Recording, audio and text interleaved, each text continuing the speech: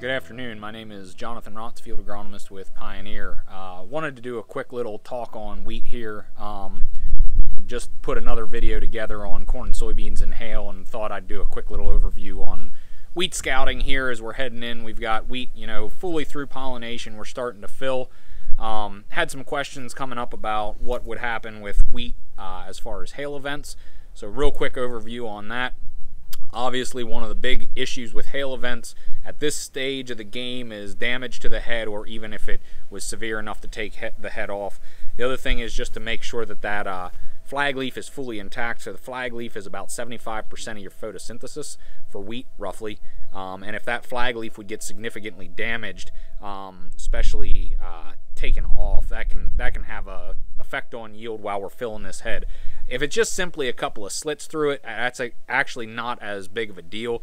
A lot of that photosynthesis can still come back the vascular system, get the sugars into the head, but if we've got significant parts of it that are damaged or missing, that's a problem. So again, at this point in time, if you're out looking around your fields, that's one thing. I also wanted to just talk about a few other things that you might be seeing.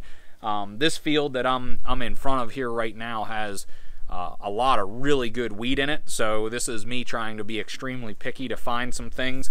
First off, the actual staging. We're pretty late in the fill here. We've got nice little kernels. We squeeze them there. You're gonna see, we get some milk and dough out of it. So early dough stage, it means we're right in the fill. So this is the point in time we really want that whole plant putting as many carbohydrates, doing as much photosynthesis, creating sugars, putting them up into that head, filling that head out as much as possible, making as big a grains, meaning as large a wheat. Just a few things you might observe if you're out looking at your wheat field. So one thing is if we get some of these crinked heads around, again, there's very few of these in here. That would be indicative of, say, a frost event. We actually may have gotten too cold that at one time or another for this specific head. And if you see a lot of that, so guys that get a freezing event right around heading, this is what they're afraid of. Getting a lot of this can actually reduce yield. You've taken some of that ability to create yield. The other thing at this point in time, really good time to scout for head scab. This field was really clean, but hopefully you can see this here. There's just one bleached out kernel there. So this bleached out kernel, that's going to be a scabby kernel. It's going to have a lot less, it's just going to be basically a small shriveled kernel, not going to count for yield, could create some vom. But again, this field I hardly found any of these in, so I'm not worried at all, but this would be the perfect time to go ahead and start scouting for that when you're filling. And if you start seeing a lot of those out around, then you might know that you've got an issue. Every now and then I just found one I thought it'd be interesting to bring up. You'll find just an aborted head.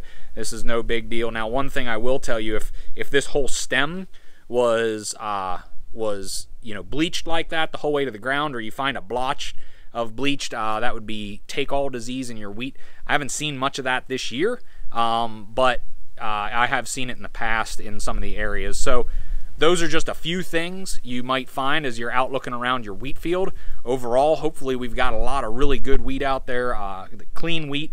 So far what I've been seeing, especially the stuff that's obviously been sprayed, has been good. But those are a couple tips for you as you're walking your wheat fields. Thanks again for watching. Again, Jonathan Rotz with Pioneer. That concludes this Pioneer Growing Point Agronomy video podcast. Visit our page on pioneer.com and follow us on Twitter and Facebook for more agronomy insights.